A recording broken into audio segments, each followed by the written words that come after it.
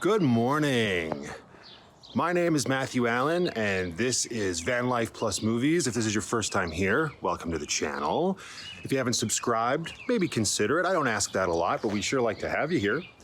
On this channel, I do a lot of talking about movies, do movie reviews from inside my van, which I'm also converting into my full-time home.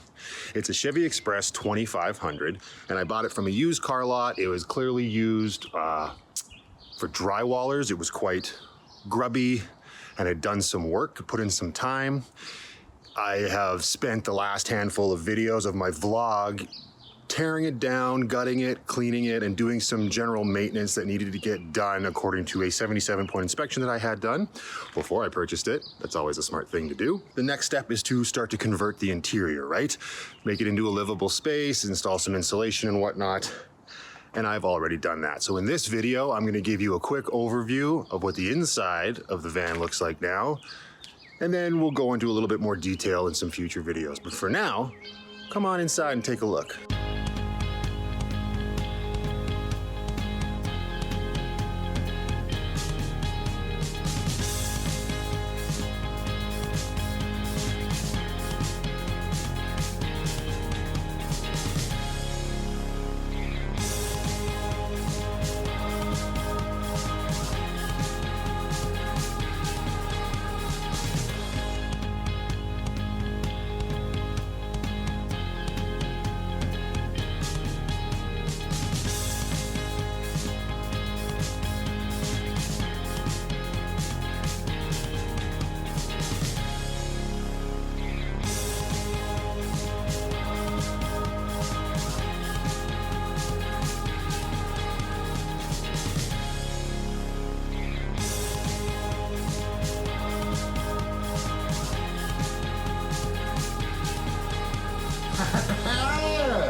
So welcome to the new interior of the Chevy Express, or what will soon be known as my home.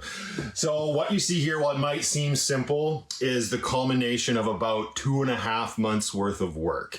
Now this video that you're watching right now is probably going to be on a little bit of the shorter side compared to some of my vlog entries. I just wanted to get it out there and show everybody that, hey, look what you can do and look how nice it can be.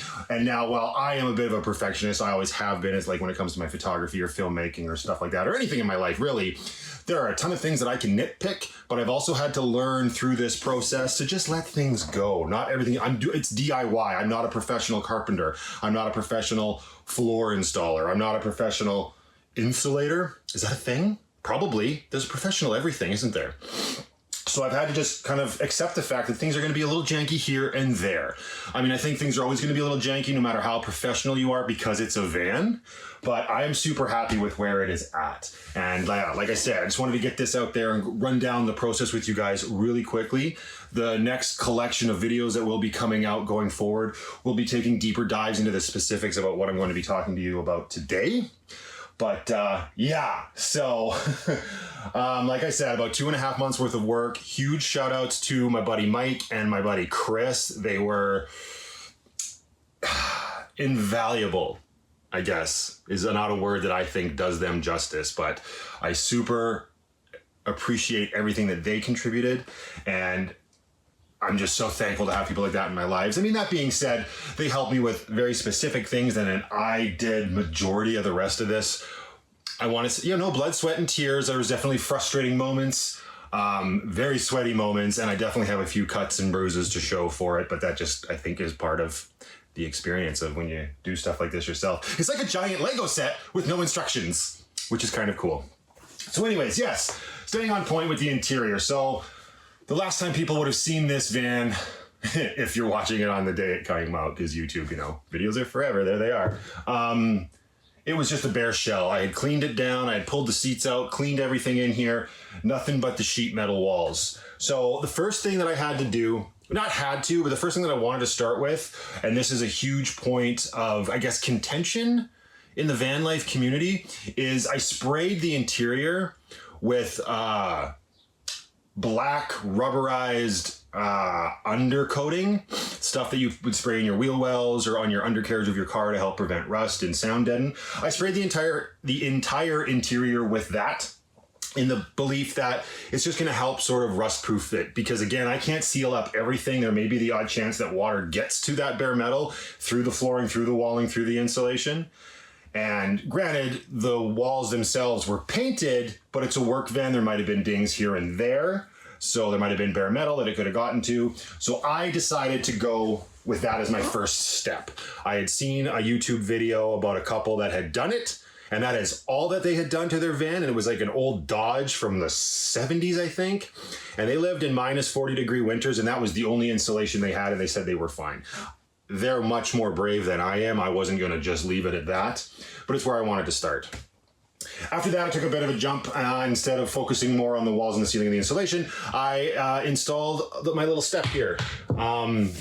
It definitely encroaches into the full-size side step of the van, but this is where I want my sink or water station to be, because I want to be able to access my water jugs from the outside very easily to refill and whatnot. So I built the step to support that structure, and I still have plenty of room to get in and out of the van through the one side door.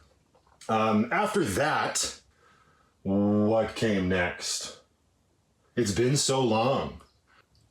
I think what came immediately after that was actually starting the insulation process. And I debilitated back and forth on what I was going to go with, but I ultimately decided with different combinations of rigid board insulation, which I slapped up on the walls and the roof. Now that process was extremely long, and you'll see why when the video comes out, but that was a necessary thing I had to do, and I had to weigh my options about how thick I wanted it, how much I wanted it to encroach on my living space.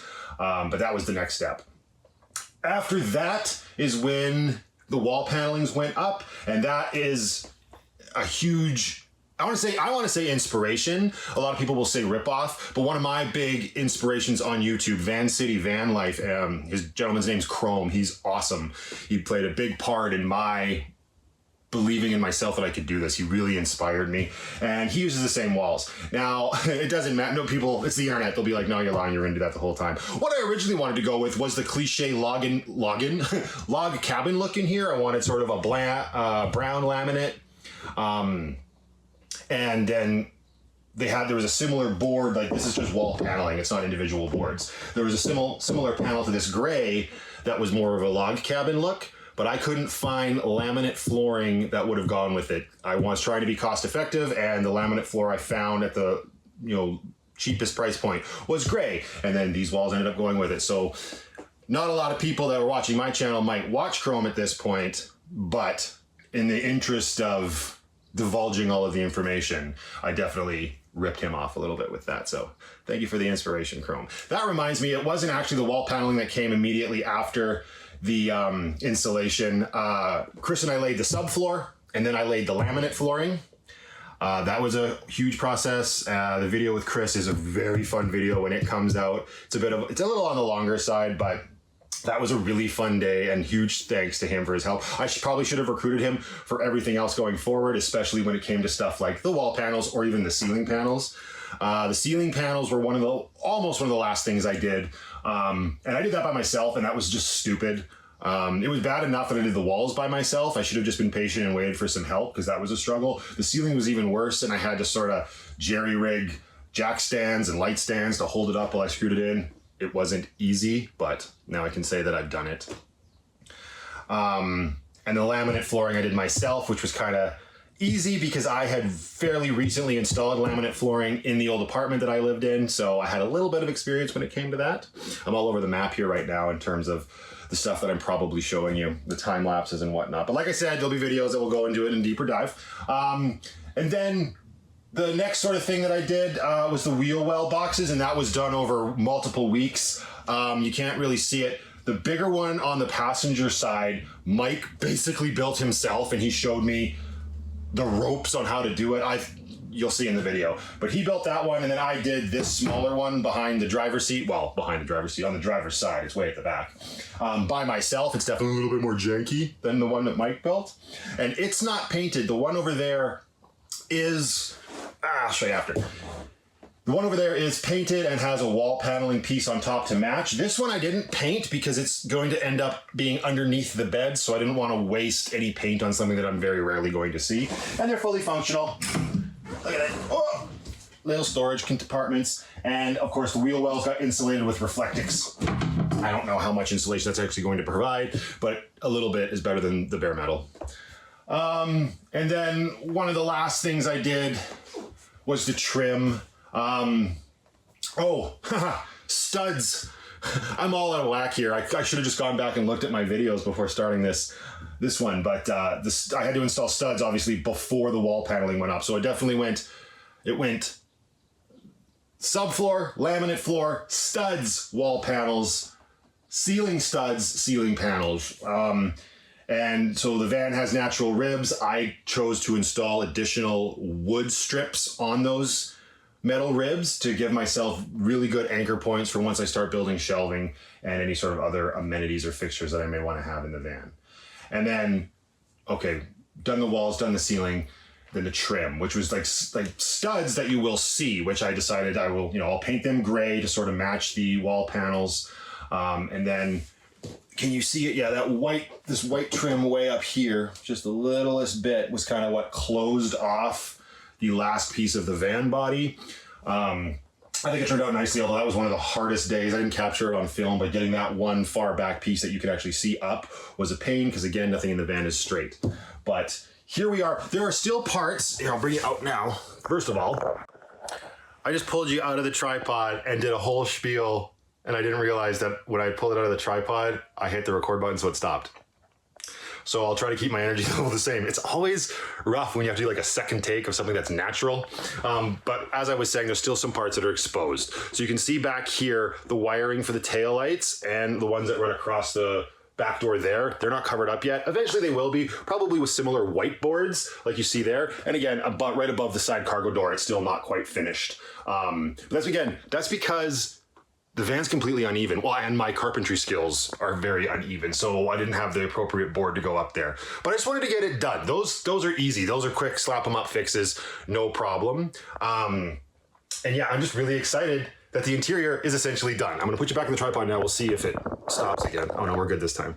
And I mean, now I can focus on actually building fixtures and stuff to start building the van out to make it a livable space, which is kind of funny because it already is a very livable space now. It would make a perfect sort of weekend warrior camper van. Throw an air mattress in here with a cooler in the corner. There's no house power yet or house heat. Well, I mean, there's the heater from the van and my Mr. Heater portable. I always want to call it Mr. Buddy, which sounds better than Mr. Heater portable buddy, but whatever. That's here. So this is more than ready to go. But yeah, the interior, like I said, took up a huge chunk of time, which I knew it would. And it was an awesome process. Lots of learning, and I'm excited to share that with you pretty soon. The next video will be the start of the whole process. And the thing that I need to stress the most is, like, aside from the wall panels and the flooring and whatnot, everything else in here was sort of started the process of repurposing stuff I already have. You'll see when the video comes out, but like this trim up here, those white boards, they are actually an old black IKEA bookcase. So the focus of this has really been recycling. But yeah, anyway, we're gonna leave it at that because, like I said, and I've said multiple times now, so I'm repeating myself, the video's coming out soon. We'll go through this entire process more in depth. I'm just glad you guys clicked on this video and I was able to share this with you and show what I've been able to accomplish because I'm super proud of it. And again, I'm super thankful for the people that have helped me get to this point in the van build. So I'm going to leave this one here, guys. Until the next one, you know what I'm going to say. Just be happy, be creative, be yourselves, and most importantly, just be positive, and you can pretty much do anything. I'll see you guys in the next one.